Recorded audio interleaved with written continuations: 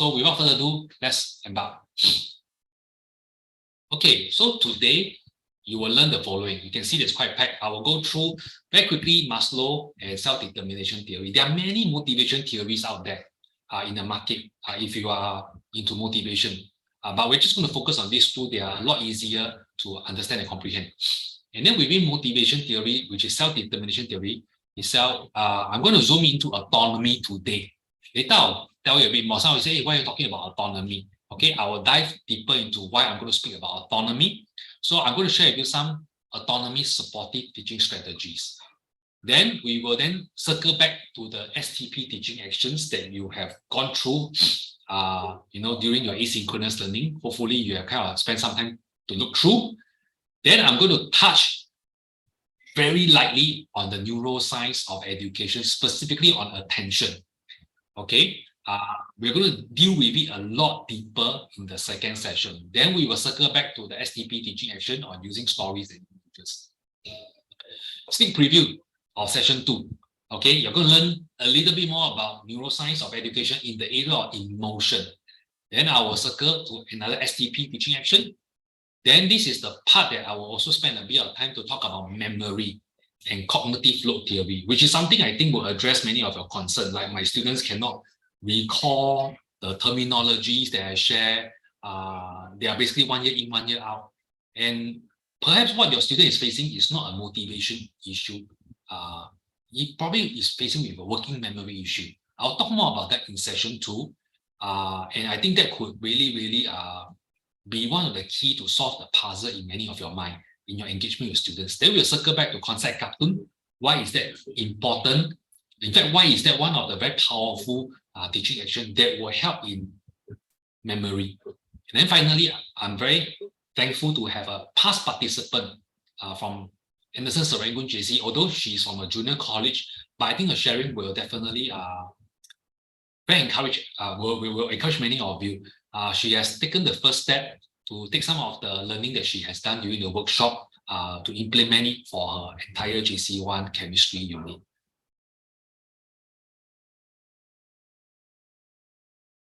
With the first question. I know you have responded to my pre-workshop survey. I've seen some of your input, what are some of the motivation strategies that you are using in your classroom. Hold that, because you're going to hear that actually what you are doing, you're on the right track. But how can we make it better is something that we may want to consider today. And some will talk about some challenges that you face.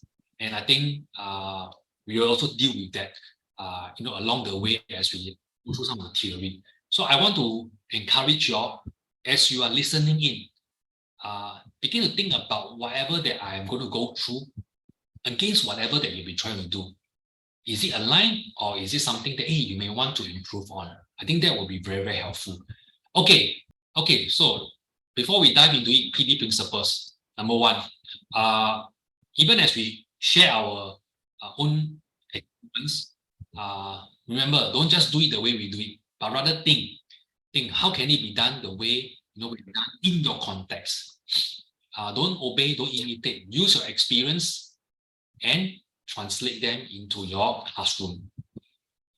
Next, averages matter, but no individual is average. I'm just playing with words.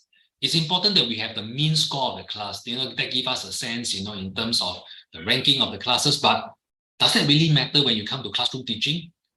Just remember that no individual is average. Every child is unique, and therefore that we have to look at them and ask ourselves, what are the learning needs and what are the learning preferences that they all carry to the classroom, and of course their prior learning experiences. Okay, how can you get better? How can I get better? These are the 4 things that I think I want you all to kind of remember. Okay, today we're going to learn many concepts, many theories. Okay, and you're going to, get insights. And my encouragement to you is collect as many insights as possible today and clarify along the way. Then after that, I hope that you're motivated, to do what you have here today. Because at the end of the day, if you have got insights and you are not going to do anything, then at most it's just a good idea. Then next, with the motivation on your part, we're going to share some practical technique to address them. Okay, and it is not just any other technique. We're going to share with you some practical technique.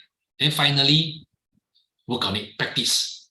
I think it is the practice in your context that is going to make the difference for you, embedding the practice in your classroom. So this table, if you take a look at it, I want you to spend maybe the next 10 seconds to look at it. How often we fall into the first row, or second row, third row, fourth row, or the fifth row? So just take a moment to look at it.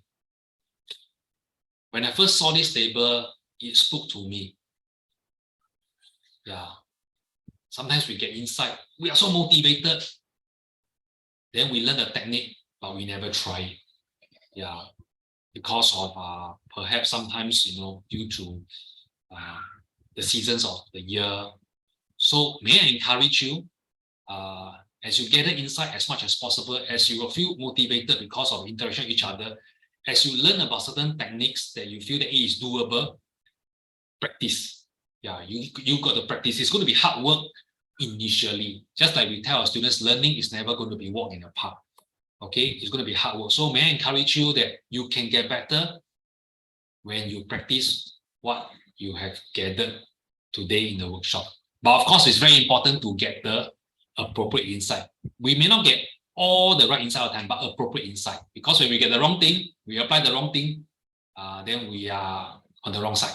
That's why there's always this saying, practice never make perfect. Practice only make permanent. It is the right practice that makes perfect. So bear that in mind. Okay. So big ideas are important. My slide is hanging. Okay. So today, don't be too caught up with the nitty-gritty. I want you all to walk away with a big idea. Because big ideas are stickable. So it's important that let those big ideas that stick to you, be the one that guide you in your embedded practice. Okay, this is something that I encourage you, but if you are a typing person, it's fine. Paper is helpful. So if you can, get hold of your notebook, take a pen or paper, because there will be a lot of writing that you'll be doing today. Short writing is not going to be like half an hour, it's just probably going to be a minute or so throughout the whole of our workshop today. Okay, so I encourage you to get hold of a piece of paper to write. I'm going to call it synapse, brain break. And what do you write in the 1 minute? Just write a simple note to self. What you have heard, what does it mean to you personally? Don't have to be fanciful, doesn't have to be sanitized, doesn't have to be, correct, in terms of the way how you would like people to see, just for yourself. And then it's also an opportunity for you to recall what you've just learned. I'll talk more about recall practice throughout the whole of the workshop, especially in session 2. And this is something that I will introduce to you all in session 2 that you may want to bring back to your classroom that will help your student with the tons of terminology in chemistry. Okay, so let us dive into the content now deeper. Teaching and learning is something that we're all here for. And if you can recall during NIE days, even during mine, we have heard of many motivation psychologists theory. I'm not too sure whether you can recall them. You probably heard a lot of theory of learning, and we term this under the school of psychology. But in recent decades, neuroscience become a very prominent field because of the advancement of technology of fMRI. So they are able to actually triangulate that, hey, this particular theory that talks about motivation, it was backed up with a MRI scan to show that this part of the brain lights up. And because of that, it now gives us greater confidence that whatever we are doing makes sense. Yet, there are also some of the myth. One of it, left brain, right brain. They're going to encounter in your asynchronous session 2, that when they check with the MRI scan, it didn't show that way. They show the whole brain light up. Just different part of the brain. So this left brain, right brain neuro myth has been very, very pervasive, at least for the last few decades. And with this neuroscience theory, what it allows us to realize, is actually a neuro myth. Yeah, so this gives us confidence to know what are the psychological theory that actually, we can actually lean on to decide our teaching and learning. So this is just a saying by Leslie Hart. He says that you need to understand the brain in order to design good educational experiences. Just like you design a glove, you need to understand the anatomy of a human hand. So this is the learning process. I'm not going to spend too much time on this because I'll come back to this later on, but I'm just going to give you this slide to allow you to know this is what happened when learning happened.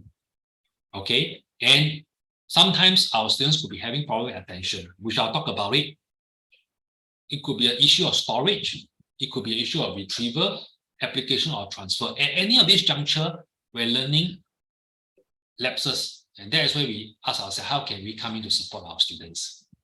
And it's important to see the sequence because we can do the best application kind of training, but if they cannot even attend to you in a classroom, then you will never come to this stage. Okay, this is the big diagram that I will be circling back periodically. So in learning, basically, we look at attention, emotion, motivation, and memory. But today, I'm going to focus on motivation, okay? Because that is the focus of today. And in motivation, I'm going to talk about the theories, very quickly touching on it. Then I will talk about the psychological needs of autonomy, and then what are some of the supportive strategies. Then growth mindset, I won't touch on it today, but I believe many of you are very familiar, so I'm not going to belabor it. And then I'm going to circle back to the teaching action that actually show that it is helping to motivate our students. So in terms of the effect of motivation, I'll just kind of like put it in the first page. It has an impact on our students' learning. So if your students are motivated, the effect size is 0.5, which means your effort has the 50% gain. So I want you to take a minute to read through these 3 paragraphs.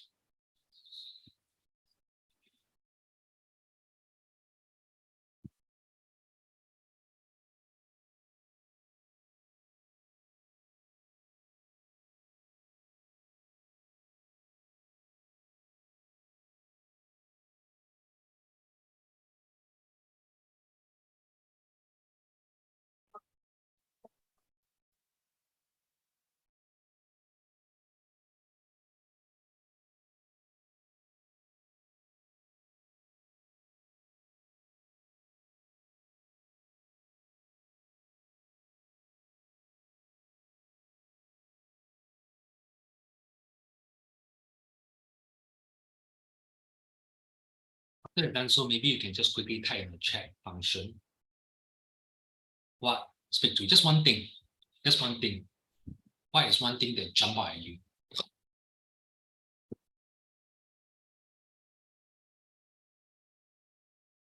Only long essay, just one thing. We can lift it off immediately.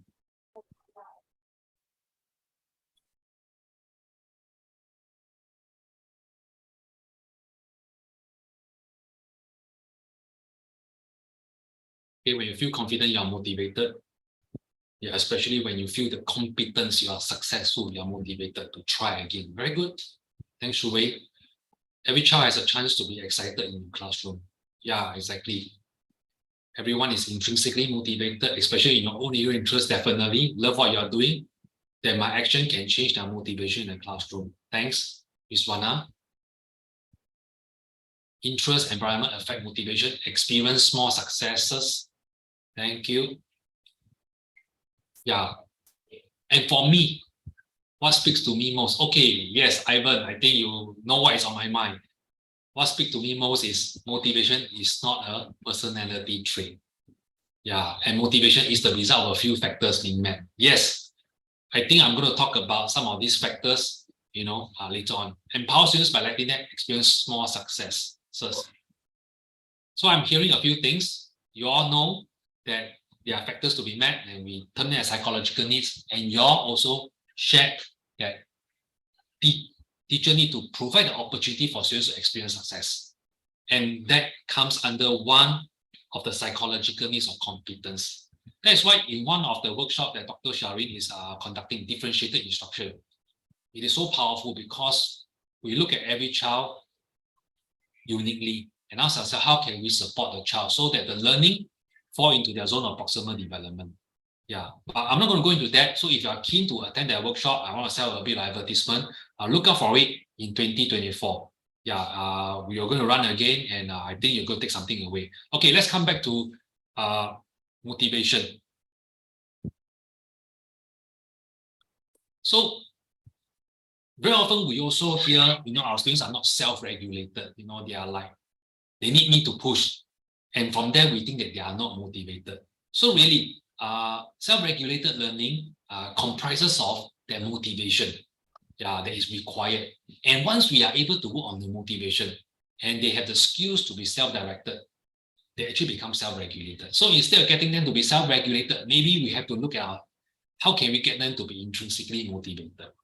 Okay, so let's take a step back and then think about this yourself, okay, and myself. What is your motivation to teach? Okay, some of you are wondering, okay, wait, I didn't sign off a motivation to teach chemistry course. I signed up for a motivation for students to learn chemistry. Yeah. So hold your judgment.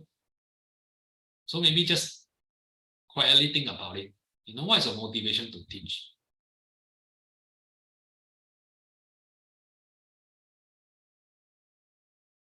And I think many of us will vacillate between the first two column of boxes or first two row of boxes. I hope that you are not in the A motivation stage. If you want, do reach out to us. We can always talk about it. So why is this so important? So I want to kind of like foreshadow whatever that we're going to talk about. This is the start point.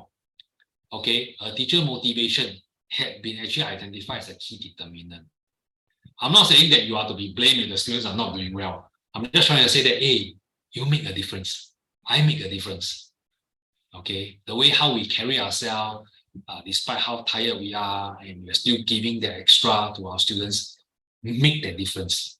I remember somebody once told me, I don't study chemistry, I study for my teacher. Although, we don't want them to do that, but we all know that sometimes our students make the extra effort to even learn because they know that the teacher can and the teacher is motivated.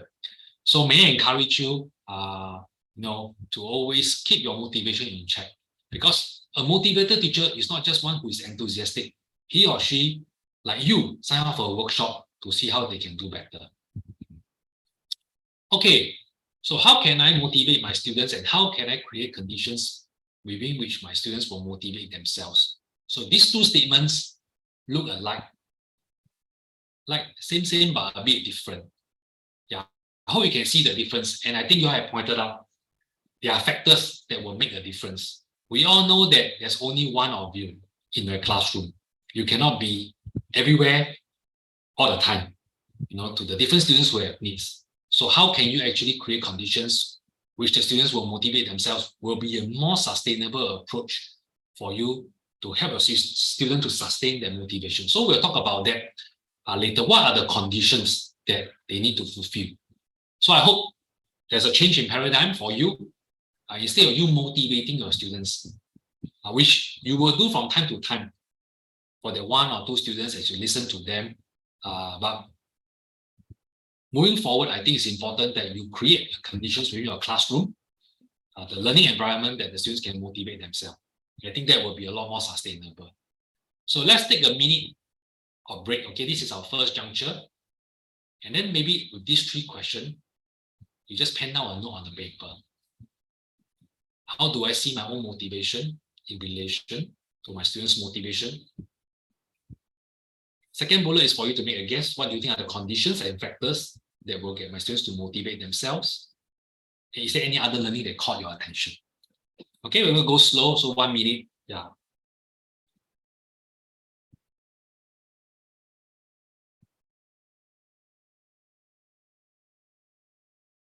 I'll keep time, not to worry.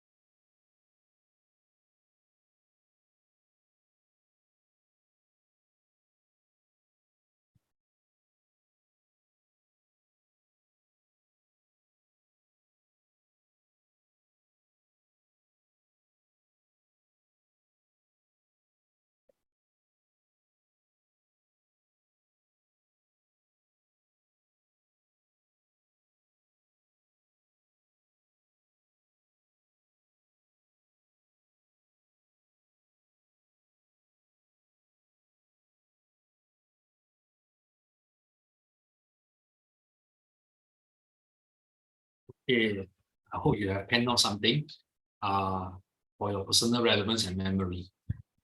Okay, let's continue. So I'm going to just quickly touch on these two theory. Okay, Maslow hierarchy of needs, and I believe many of you are very familiar. For me, I first came to know about this during my undergrad days. And then, of course, Deci Ryan self-determination theory, which will be the main anchor that we're going to hang on for many of our so-called, working through the motivation later on. So let's go to Maslow. So instead of, basically Maslow, break out the needs broadly into the deficiency needs and the growth needs. Yeah. So deficiency needs are those that you see below this top triangle of self-actualization, from physiological needs to safety needs, social needs, and self-esteem needs. Yeah. So the interesting thing about deficiency needs is when they are not met, when you actually meet them, it motivates them. Yeah. So, and the longer you deny, the stronger the desire. And what does this mean for us as teachers? I think one of the things that we have to ask ourselves is, fundamentally, is my classroom safe, physically and psychologically? And you will realize that social needs and self-esteem needs are very important even before they decide to want to learn chemistry. Yeah. So later on, you'll realize that one of the things that our students need a lot is a sense of belonging. They want to feel belong to a place. So it's important as a teacher, you have to then create an environment where they are able to relate to each other safely, relate to each other in a very encouraging and I would say, in a way that does not put each other down. And I think it's important that whenever there's cases where students are being isolated due to bullying, and we have to address it. Yeah, because when the child is not feeling safe, when the child is feeling hungry, okay, either emotionally or physically, they're not ready to learn. Yeah, so this is really food for thought. Nothing to do with pedagogy, but really before even you begin teaching, you've got to ask yourself these quick check questions in your mind. But once you met that, you realize that the child is ready to learn. And you realize that the child is not just only ready to learn, you can tap on them to help others. Yeah, and you'll be surprised when they are being tapped to help others, the motivation should grow because they feel a sense of competence. Yeah, so it's a win-win situation. You get somebody who is able to support another students, and you allow this child to feel the sense of competence. So some of you, in your effort to pair up students of different ability in the coaching so-called approach, I think that is a wonderful way to motivate your students. So some of the things that you're going to hear today, I hope it affirms whatever that you are doing. Self-determination theory. Okay, I've talked about Maslow. I just kind of touch on it. Just keep it at the back of your mind. Many of you have touched on successes, and competence is something that we all want to feel a sense of. We all don't want to feel like a failure. Okay, we want progress.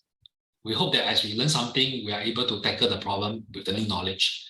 Same for our students. So bear that in mind, this is the first, in fact, among the 3 psychological needs, this is one of those that is quite a key psychological needs. The next is autonomy.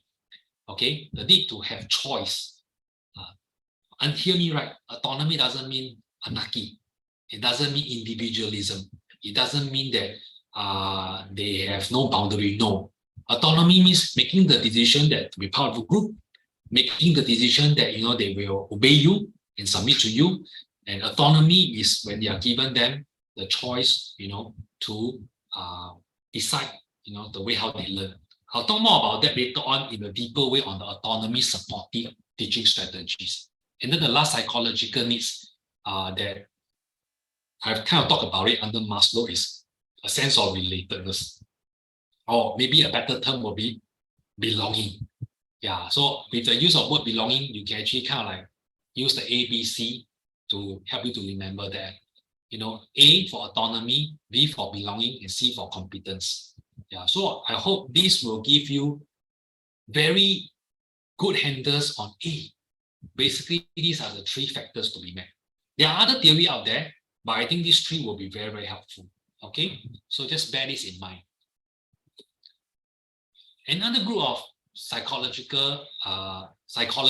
actually came together and realized, hey, while perception of competence, are not always enough to spur action. They must be willing and want to complete. And one of the so-called missing, perhaps, variable, okay, in Desi and Ryan is this idea of meaning, personal meaning, not just any meaning, personal meaning. And they unpack meaning into 3 terms. Whatever they are doing is important, not just for exam. It's interesting, not just because it is something that appeals to them, to their personal interest, but the way you bring about the learning is interesting. And finally, useful. Okay, useful perhaps to deal with their day-to-day maybe learning, and perhaps useful to tackle some of the other problems they are facing in life. So in short, I'm going to leave you with this formula. A, B, C plus M basically are the elements of intrinsic motivation. So if you cannot recall a single thing up to this point of time, okay, at slide 29, I just want to recall this A, B, C plus M. These are the factors. When you meet them, okay, your students will be intrinsically motivated. Of course, that being said, it's not going to be a walk in the park.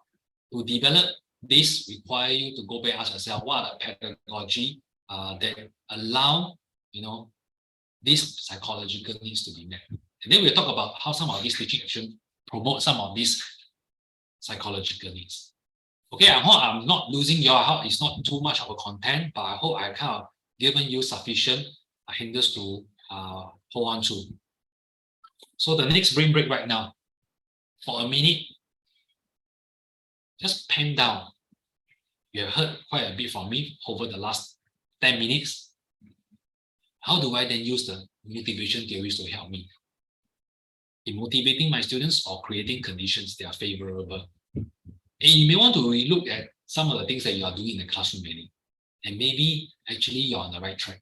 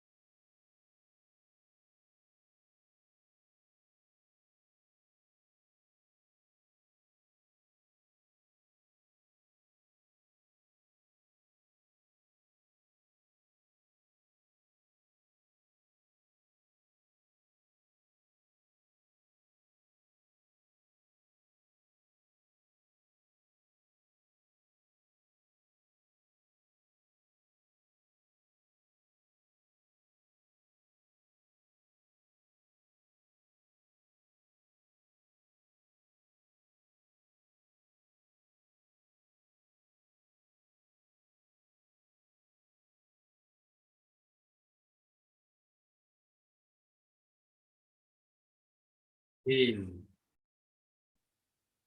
hope you have penned out something. Not to worry, if you cannot write in complete sentences, just big ideas, like what I mentioned earlier on. Self-determination theory posits that teachers' motivating style can be seen along a continuum from highly controlling to highly autonomy supportive. It does not mean that therefore it's total freedom, total rulers. No, it's not. The other extreme of a highly controlling environment is an environment where the students, are given the autonomy, to do their learning. And by autonomy, what do I mean? So basically, I'm going to just tap onto John Marshall Reeves' autonomy supportive teaching strategies. So allow me to bring you through this slowly, because this is something that we did not cover in your asynchronous session. Yeah. Basically, there are 6 autonomy supportive instructional behavior a teacher can actually carry with themselves. And what does this mean specifically? Number 1, taking the student's perspective. I think it is quite intuitive that, as teachers, we want to always put ourselves in our student's shoes and ask ourselves, will what I'm doing or will the activities that I'm planning for my students motivate them to learn? So what does that mean? It happened at pre-lesson where we think about, okay, as I'm designing my lesson, how can I put myself in my student's shoes? But it can also happen throughout the whole lesson as we do regular check-in and assessment for learning. We provide what we call cognitive empathy response. We put ourselves in the shoes to ask ourselves, how do they think? How do they feel? How do they do it? What are their preferences and what are their goals and priorities? So such cognitive empathy response, allow the students to realize that, hey, we are actually in a way showing care. We are not just doing what we call, content downloading, syllabus covering. Although that is important, we all know at the larger scheme of work. But beyond that, we really want to put ourselves in the student's shoe. And we set aside a part of our perspectives. This is tough, I know, for many of us, because we always say we know better than the students. But it's important that we do that. Yeah. So that the child, it comes out from us. The child knows that actually we make an effort. And then we align to their inner motivational resources. So what are these inner motivational resources? We kind of talk about it already, which is actually the 3 psychological needs. Second thing that we will do is we will vitalize the inner motivational resources of our students. Basically, what we just talked about, ABC. We need to awaken, nurture, their need for autonomy, competence, and belonging. We also hope to touch on their curiosity, interest, and intrinsic goal. In short, ABC plus M. So whatever you do that actually allow you to fulfill the ABC plus M, you will vitalize their inner motivational resources. But that being said, we all know not all activities are fun. When we get them to memorize reagents and conditions, when we get them to do certain calculations, it's not exactly the most exciting thing. And that's why we need to provide rationale. It's important that we explain to them why putting forth effort during the activity might be a useful thing to do. Beyond just passing exam, because we want them to learn. And we want them to learn the next thing that they're going to learn, and whatever they're learning now is going to affect it. And we have to do it, especially when they're doing something uninteresting or unappealing. Yeah, so I think this part, while it is something that we kind of know about it, but if you're doing it, great. Never dismiss the fact that they are kind of like, not liking certain of the content that you are teaching. It's time, and it's timely also for us to kind of explain to them why. And we have to acknowledge and accept negative effect. This is something that I don't do very well, but I think it's important to label their emotion and accept it. Not that we condone it. Yeah, we have to show sensitivity and a tolerance for their concern, negative emotionality, and problematic self-regulation. We acknowledge and accept negative effect because we all know that that could block them from learning. If you don't address, can poison your engagement with them. And we hope to soothe this negative feeling. And one of the things I learned, we just label the emotion. Instead of saying that, oh, you are upset, I can see that you are, feeling upset, that you can't solve this question. And the minute we label the emotion, experts have tell us that actually the intensity of the emotion actually drop. So if you have students who have difficulty regulating their emotion because they always struggle and they don't do well, yeah, label the emotion. It will help to soothe them. Rely on only informational and non-pressuring language. So it's important that we don't use words like should, must, have to, got to. One of it that we can do is to give them a choice. And information means providing special insights, tips that they may need, not to do exam well, but to better diagnose, understand, and solve the problem they face. So be very, very mindful about the way how we talk. And I think there's another course that's conducted by my colleague talking about teacher talk, how that actually helps to motivate students. So I think one of the things that I'll touch lightly here is let's think about how we talk, how we communicate. Yeah, do we always talk about grades? Which I think nowadays teachers don't really talk about it. Yeah, which is great. Yeah, we talk about their learning. And this is especially important. We are trying to communicate requirements and we offer feedback and address students' problem.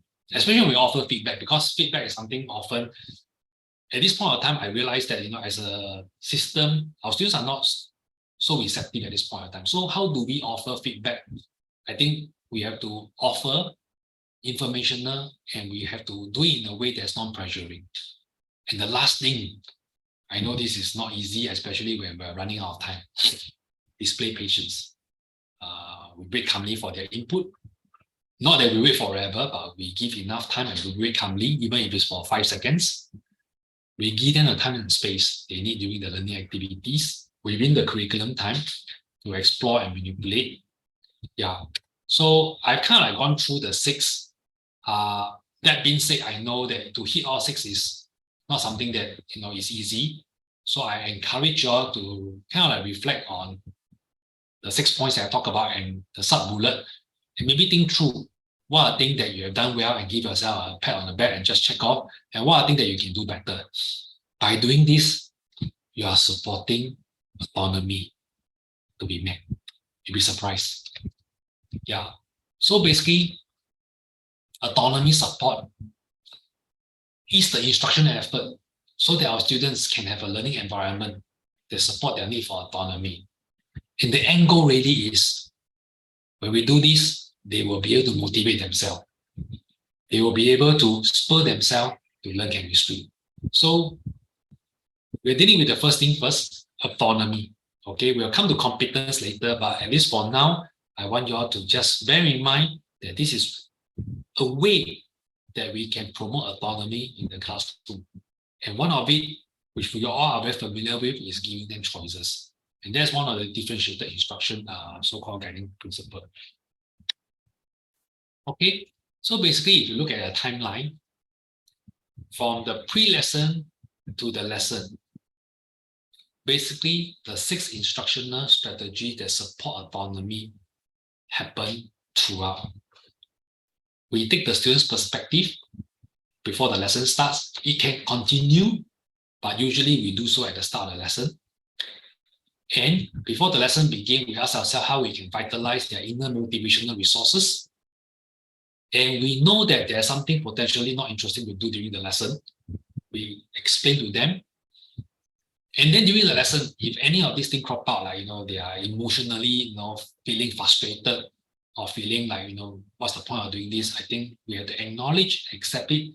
It doesn't mean we condone it. And then hopefully we are able to communicate to them in an informational and non-pressuring language. And at the end of the day, if all still fail, let's display patience. I believe if we do this long enough, our students will realize, hey, we are trying very hard, in fact, our very best to allow them to experience, the psychological needs of autonomy. Yeah.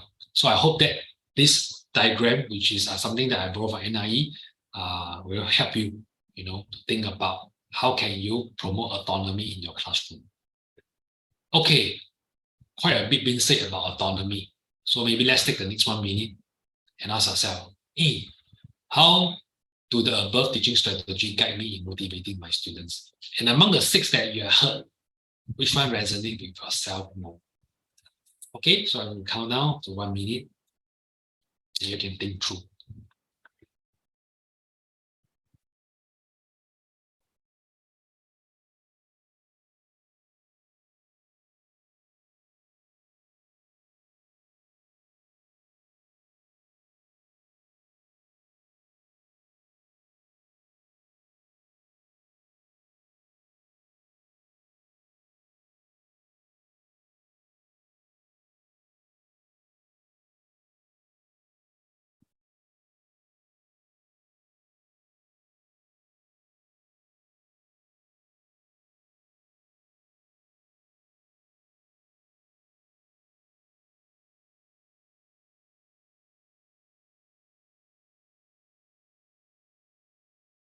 I'm not too sure whether you have tried whiteboarding. I believe many of you who have tried Mindmap.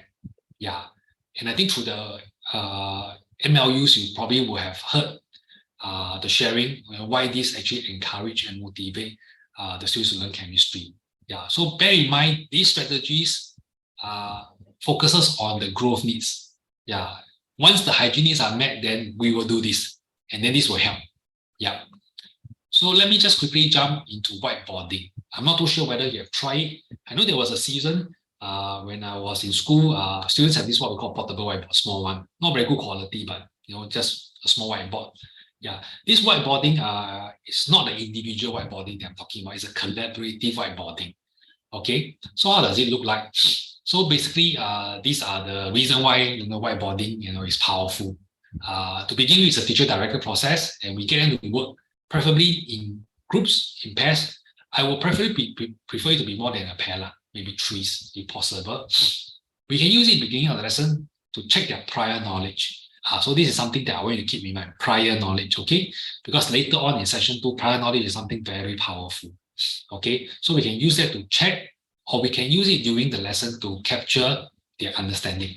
So this is actually the step-by-step how we can actually employ whiteboarding. If you have not done it before, I encourage you to do it. So of course you form groups. Then there is always a challenge. Do I form heterogeneous group or homogeneous group? I leave the choice to you. Yeah, there's always pros and cons. Then we assign role. It is important that we outline the role clearly. The leader, the recorder, the observer, the critic. Okay? And then we get the students to work on a clearly defined problem. It can be one of the work problem in your homework. No problem. Because we're just getting them in a group to present it on a whiteboard within an allocated time. So for example, you usually don't want to take out too much time, 5 minutes, to get them to quickly just pen down something.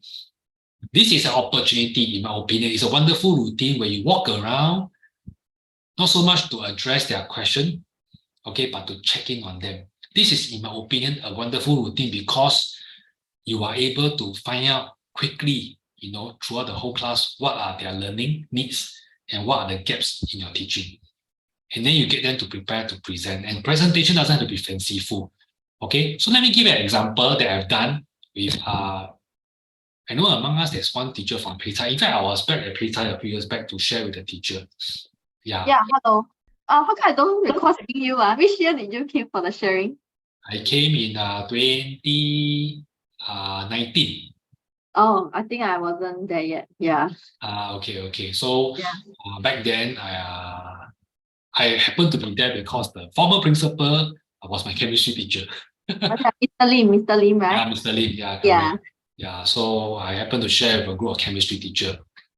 So this is one way you can do it, not the only way. Okay. So I'm going to illustrate using this example because I want to help the students to understand kinetic particle theory. That's more for lower side, but you can actually make use of this to teach rates of reaction. Okay, but then again, I leave it to your own creativity. Okay, so this is an essential oil experiment that I did with this group of teachers. So basically that day I bought just a bottle of essential oil, doesn't be expensive. So basically I get them to discuss in small group and assign role and to come to a consensus on a portable whiteboard.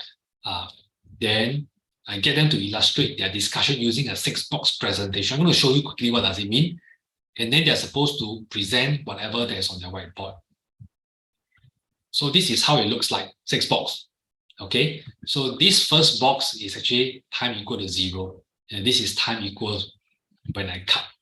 So basically the experiment is very simple. I mean, you all can try it. I mean, if you are teaching KPT, what happened is I stand in front of the classroom. I take a drop of essential oil and put on my hand. And then I tell the students, the minute you smell the lavender smell, raise up your hand. So I did it with the teachers. So the hands start going up, not at the same time. And I tell them, please don't put out just because you think you smell lavender. You must smell it, then you put out your hand. So based on that, now I get them to say, okay, now I want you to draw what actually happened. Yeah, so you will see that this is like a time lapse. Okay, time equals 0, maybe after 5 seconds, after 1 minute. So it's not necessarily equal interval. So this is another drawing. So before, start, and end. So you see how they represent particle. So this teacher use arrow. This is another drawing. 6 boxes, but of course they didn't draw the box. So you can see that the particles are moving. Yeah. So some represent it that way. This one, you realize they use dot, dot, dot, dot, dot, dot. Then the boundary become bigger. That's how they represent it. So basically, what I got them to do was really to try to put down on the whiteboard, what they have experienced. That being said, that's not the only way to do whiteboarding. Okay, it could be a case where we get them to do whiteboarding to illustrate how they solve a problem. Then that will be not a 6 boxes diagram. Okay, so if you want to do a 6 boxes diagram, usually is for a phenomenon that you demonstrate in the classroom, but you don't want them to kind of like, you don't want to jump into the actual explanation. You want them to kind of ask themselves, hey, based on my prior knowledge, what actually happened at the particular level if you're dealing with KPT. You can even do this for rates of reaction. So to me, this is one expression of whiteboarding, but it's important that the roles are defined clearly so that the students exactly know what they're supposed to do. Yeah, it doesn't have to be. So to do whiteboarding, I always suggest that if you want to do it as a regular routine, the role has to be spelled clearly and just park it somewhere in the classroom. So from time to time, whenever you want to use whiteboarding as a strategy, the students know that what is expected of them. So always remember, when you're introducing a routine for the first time, expect more time needed to enact the pedagogy. But if you're doing it regularly, like almost every week once, by the end of the term, they know exactly your expectations. Yeah. So that's the power of using whiteboarding as a strategy. And if you think hard about it, you meet a few, you basically, meet the psychological need of belonging or relatedness. You allow them to autonomy because the role that few of them they can choose among themselves. Although I do encourage them to rotate the role.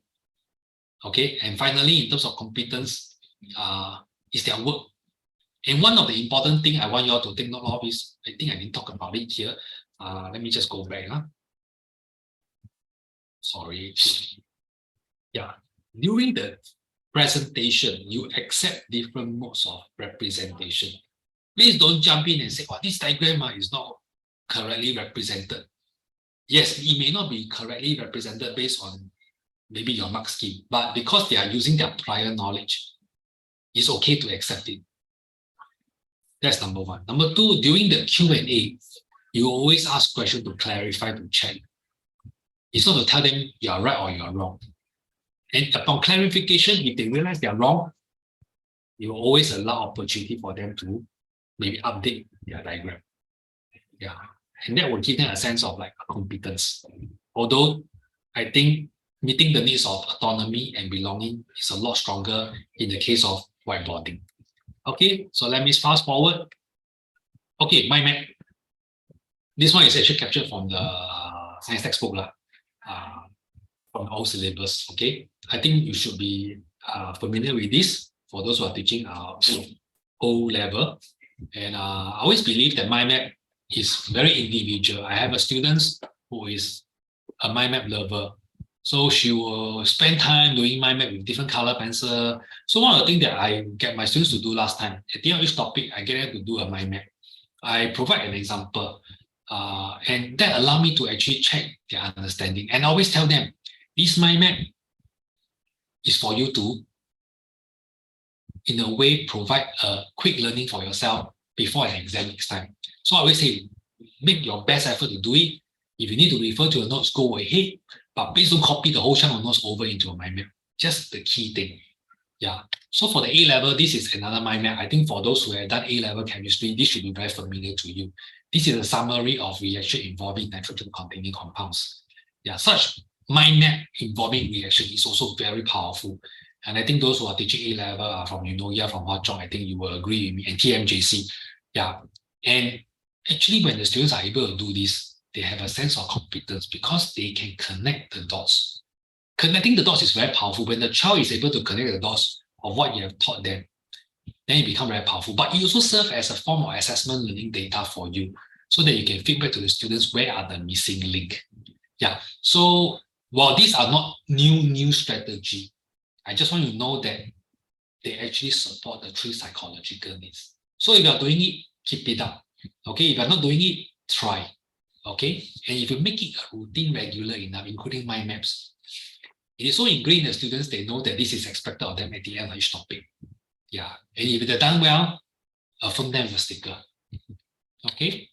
Yeah. So really, mind map is a form of self-directed learning. They allow them to manage and monitor their own learning. And trust me, once they get the hang of it, they want to do a better mind map for the topic. I've seen students doing that. Yeah, and I know there was one student who was so, and that was more than 12 years ago. I'll never forget these students. She did the mind map for all the organic chemistry topic. and then she laminated it. Yeah, because to her, like, this is the grand summary of our learning. Yeah, so consider it, and always tell our students, no mind map is identical. It is uniquely theirs. Okay, so 1 minute, once again, brain break. I have already told you there's a lot of brain break. So maybe ask yourself, what topic will you consider using whiteboarding? Mind map, I think generally any topic will do. But how about whiteboarding? What topic or chemistry concept do you think you want to employ whiteboarding? And while I have talked about it, maybe it's time to recall, how does the above teaching action promote autonomy, belonging, and competence? Okay, we'll take a minute.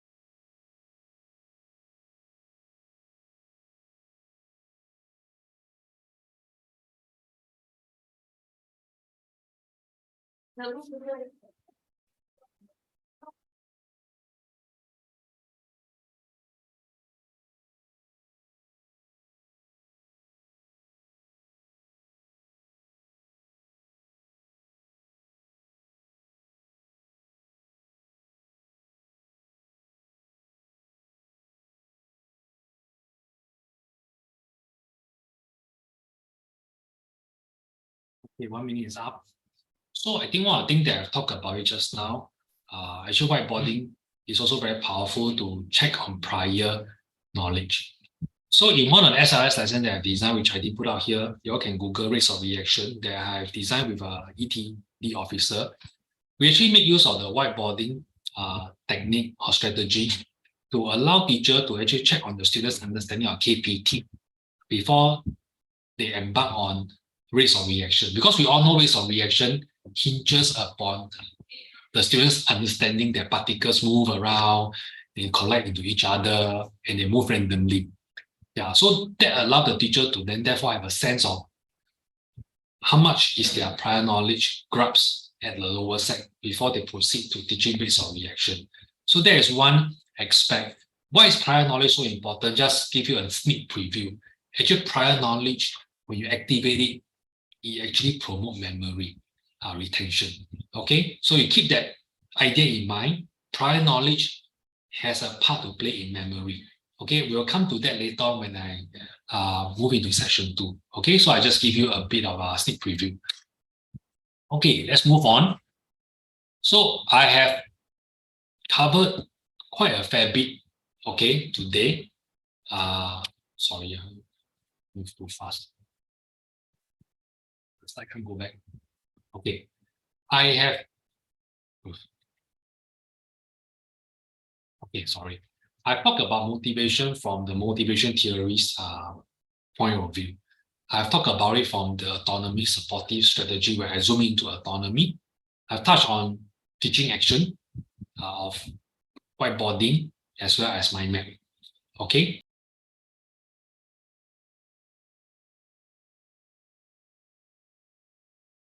If you remember one of the slides I talked about learning starts with attention. Okay. We have motivation, we have discussed about it, but now we're going to go into the sequential journey of learning. And learning begins with attention. Okay. And I'm not too sure how many of you fall into this routine or trap or maybe knee-jerk reaction. When your students are not paying attention, you always ask, class, pay attention. Yeah, I've done that many times. And every time when they're noisy, I'll say, class, pay attention. It does bring their attention back for a short while. Yeah, but it doesn't seem to be very sustained. Then we ask ourselves, what is wrong? Yeah.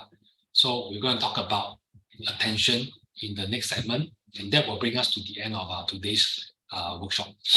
Okay, and emotion will be something that I'll touch on in the next segment, and then memory, which I will introduce you some strategies which I encourage you to consider putting them into your classroom routine. Trust me, this will go a long way, especially for those who have told me that my students are very weak. They have fear towards chemistry. They don't seem to understand the abstract. And there's lots of terminology that they need to memorize. Some of you say they show confusion in keywords and terminology. So we will deal with that when we come to the memory part. But please don't switch off from now to then, because you are not going to appreciate the memory part if you don't appreciate the motivation we talk about, if you don't pay attention to the attention and the emotion. Okay? So attention, let's begin. Okay, I want you to watch this short video clip. No sound, don't worry, okay? Just in case you try to on your volume very loud, there's no sound.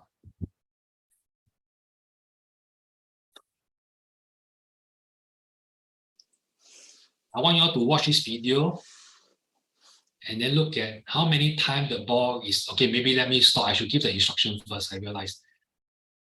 Okay, now I want you all to watch the video and see how many times the ball is being passed among those ladies in white. Okay, so let's begin again.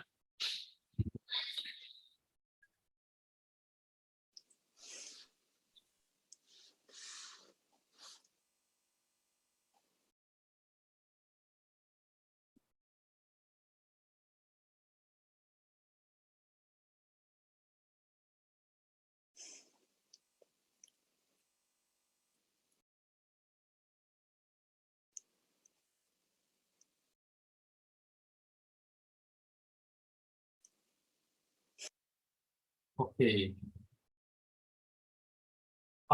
Sorry, I should have given you an answer. Never mind. I'm not sure whether you got the answer 16. Okay.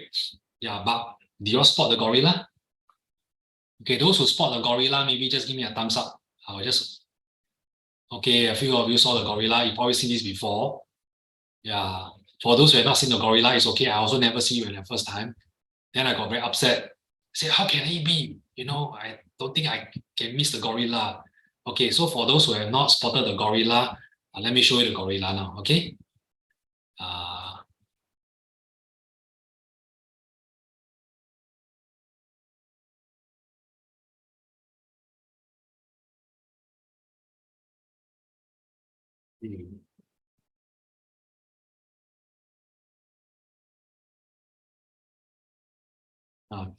This is the gorilla. Okay, yeah, I hope you are not convinced there's a gorilla. But there's one more thing that actually happened that I'm not too sure whether you realize. The curtain changes color. Yeah, I'm going to just go back. It was red color. And then it turned.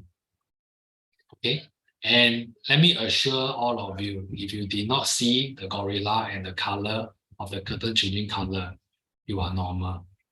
Okay, yeah, for those who are able to see, either they happen to pay attention to that part or they watched this video before. Okay, so attention is something that we all say, you know, wow, it's so hard to get, especially in this day and age of social media. So I learned something from this psychology. It say that our students are not distracted. They're just paying attention to too many things, or to the things that is not helping in their learning. So how can then we compete, you know, so that we can get their attention? So remember, attention begins with the sensory information. So the 5 senses are so important. Okay, not just the hearing, the sight, the smell, the taste, and of course the touch. That's why practical lessons are very powerful. It's not just to illustrate something that they are doing in a phenomenon, you know, they observe, but it's allowed that kind of tactile, sometimes, you know, the smell that they experience. Of course, we don't get them to taste anything, but by and large, learning begins with sensory information. Mostly, not all the time, but mostly with sensory information. And millions of bits of sensory data pass through our sensors every minute, but only 1% get through. Imagine if 100% get through, we will be fully overwhelmed and we probably, you know, will not be able to live the next second. So thankfully, our brain is wired to filter. But on what basis does our brain filter the information? Okay, so where does the filter happen? If the filter happen here, This is what we call the reticular activating system. Okay, too cheap a term, just remember it is what we call the attention filter. Okay, RAS. It basically receives the input from all the senses, okay, including your skin, in terms of touch. Yeah, and then based on the algorithm that is pre-wired in this activating system, the reticular activating system, it will involuntarily, okay, filter out what information get emitted. The key is you cannot control it. Okay, you cannot control how the filtering takes place because it's designed for survival purpose and pleasure. These two things is designed for survival and pleasure. So basically, it helps us to stay focused and alert. If not, we will all be all over the place. So we all know there are students who are, in a way, very easily, for lack of better word, distracted, the ADHD. So part of the reason, the problem actually doesn't lie with the attention filter. It lies with another part of the brain called the prefrontal cortex, which I'm not talking about. So you must bear in mind that the RS is designed to filter in a way involuntarily. Okay?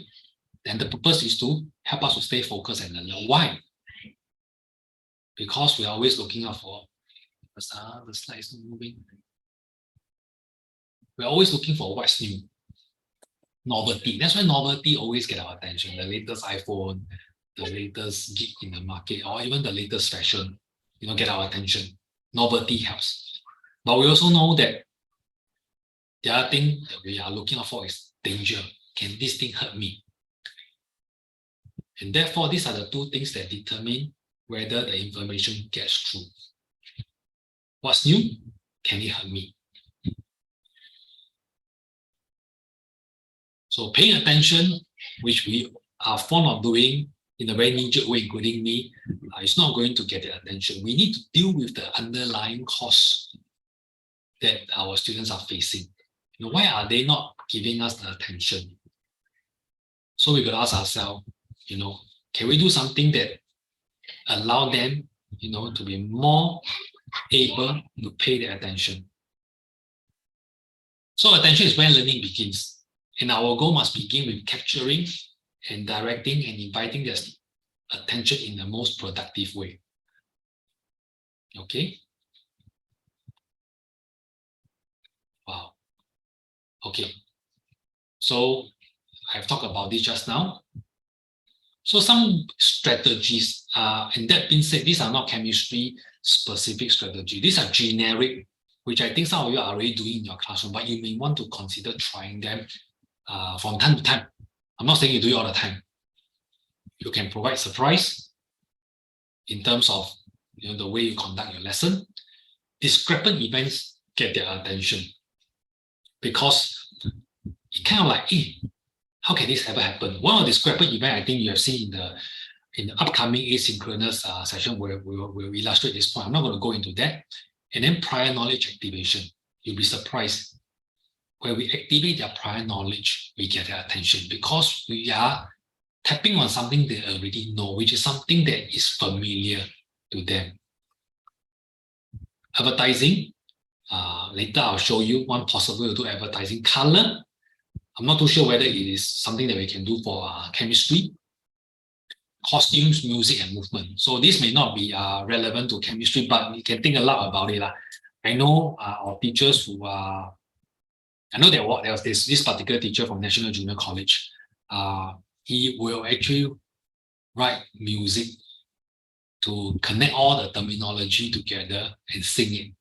So one of the music video he had created has to do with the atomic structure. I mean, it sounds a bit cheesy, but the students remember them. Yeah, we all know that we can probably, sing the national anthem a lot better than saying the national anthem. Somehow music allows us to connect with it better. So how to add novelty? Okay, a word of just caution here. Some novelty is good, but too much novelty will distract. Okay, yeah, so how do we add novelty? As long as you're doing something that breaks the routine, is novel. So some of you may be thinking, so are you trying to tell me that routine is not important? Routine is important, but so is novelty. It's a fine act to balance.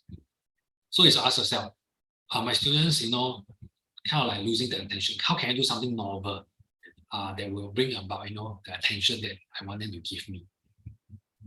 So one of it that I tried, I'm not sure whether I've tried, is a simple strategies.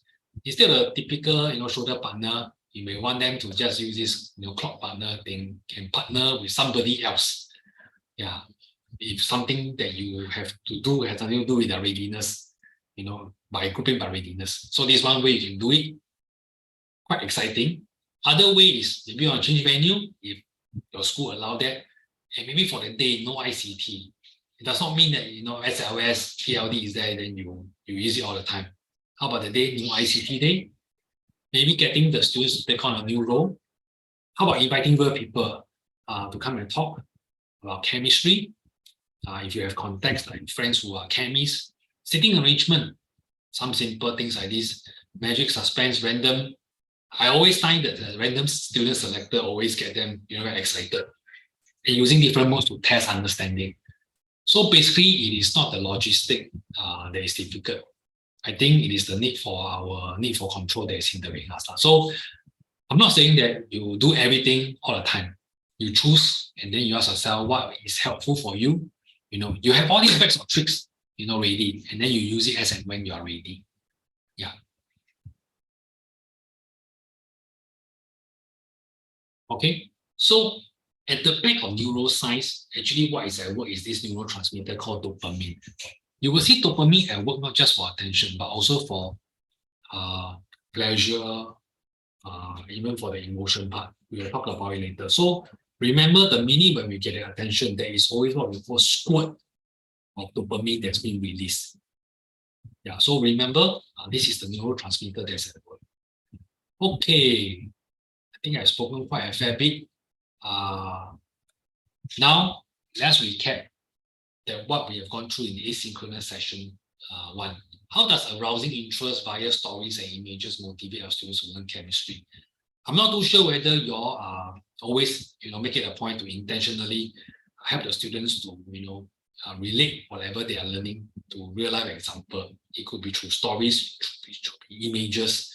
I'm going to share with you a couple of examples right now. I hope some of them ring a bell. If it doesn't, and hopefully you think about it. Okay, so these are the reasons why we want to use stories and images. I'm basically going to arouse their interest. I won't go through this slide. You will take a look at your own. Not too sure whether you're familiar with this. Whenever I teach stereochemistry, this is my favorite story. Then of course, these are some stories that I surface. Basically, these are real letters exchanged between doctors, physicians, and back then FDA. Yeah, talking about, hey, thalidomide. Actually, they say no problem. Okay, then they realized that it was wrong. They say the statement of thalidomide is safer than and safe as other hypnotic, because we all know that thalidomide, when it was first designed and produced and administered, it was meant for morning sickness for pregnant lady. Then I began to talk about optical isomerism. Yeah, of course, you can use images. This is stories. I can use images of babies with flipper leg and flipper hand. Actually, that catch their attention. I'm not too sure whether you will find this helpful. Then I can relate to one of the practices of science, where we talk about society and how environment expect. This one, I believe you all can remember. A whole ship of fertilizer that blew up. I'm not sure whether you can recall this Beirut explosion. Yeah, so very helpful to teach on gases.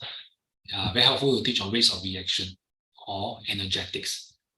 We don't have to do much. Show the diagram, show the picture, or share the story. And sometimes you may want to relate the way how a reporter relate. And hopefully that will arouse their interest. And then they see the relevance what they're learning in. Now I can understand why an explosion happened. Yeah. Fertilizer in a ship that's not attended to. Okay, then you call.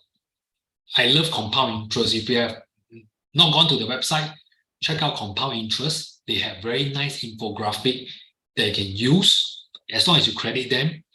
Wholesale, you don't trim any part, you just use the whole entire infographic. These are powerful to me images with stories that we can use at the start of the lesson to help our students to find relevance. So I can teach speed of reaction. I can teach harmony. Plastic, I believe this is something that we all are very familiar with. So instead of images of birds choking on straw, I can show them something like this in terms of infographic on how much plastic is being wasted every day. And this 2017, we should have the latest statistic. So simple thing like this, we get them to talk about in groups before you dive into the actual topic. So this will allow them to have additional meaning in whatever they are going to learn. And you use the context of Singapore, something that's relatable. So we can talk about polymers, we can talk about recycling. Okay, I know the lizard look a bit scary and post-it note. So this is something that I always tell my students. I always ask them, how does lizard get stuck onto the wall? Yeah. So for students who have not learned van der Waals, they say, oh, they're sticky, they are slimy. Actually, it's because of van der Waals forces, because of the microspectula that's on their limbs. So before I go into van der Waals forces, which is so dry, so boring, I talk about this. This is how a lizard can crawl on the wall.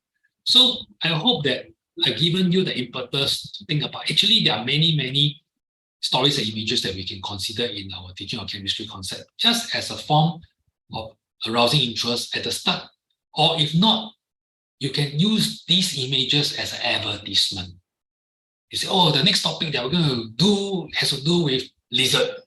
Then they probably think, what is chemistry going to do with lizard? Then you can, or you may even want to show different parts of the lizard, over the next 5 days. Then finally the lizard appear. Then you talk about van der Waals forces subsequently. I think that will allow them to realize, oh, now I'm smarter to tell people that the lizard is able to crawl on the wall because of van der Waals forces. Yeah, so something like this actually arouse their interest. Yeah, so this is another way that we can introduce the next topic. So I'm just going to just play this. This is, okay, I'll let you hear it for yourself. What else would encourage attention opening, attention filter opening, and sustaining? Well, what if it's one of those units that you're going to be starting next week? How do we get them interested in it before it even starts, if it's one of those units? So provide them maybe over 5 days before the unit starts with sequential clues about what the unit will be.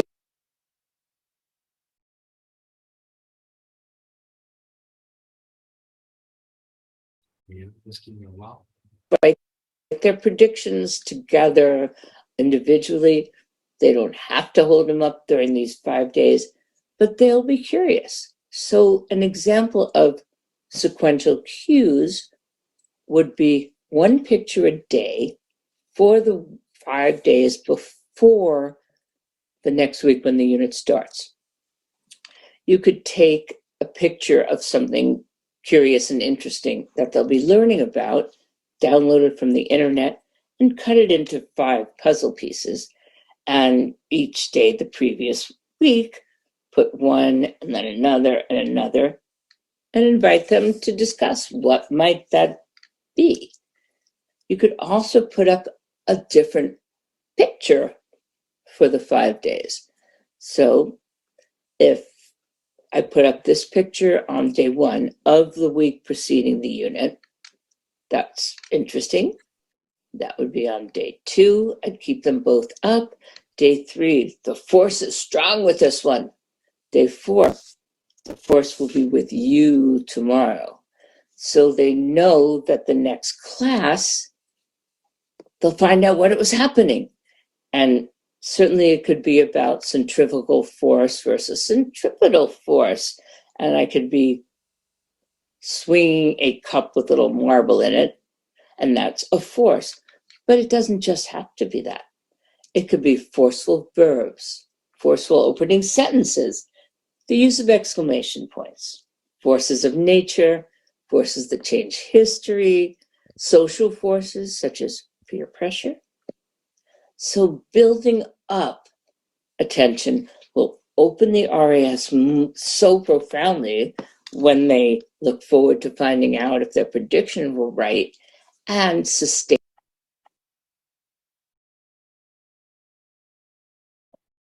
Let's stay on the video. So this lady, Judy's release, shared in one of the workshops I attended, and I decided to just share this video. It talks about the power of advertisement. It creates a sense of anticipation and suspense for the students. So much so that, hey, when it is finally reviewed, it kind of like they're following a trailer. Finally they get to see the topic itself. And that kind of help them to pay attention to what is coming. So use your creativity, think about how you can do it. Don't have to increase your workload by trying to come up with very fanciful diagram. It could be something like what she had said earlier on, a picture that you intend to use to illustrate the next topic. Just cut into parts and then just show part of the diagram each day. And finally, when the full diagram is shown, then you review the topic they are teaching. Okay, so maybe let's take a minute and to write something to yourself for personal relevance and memory.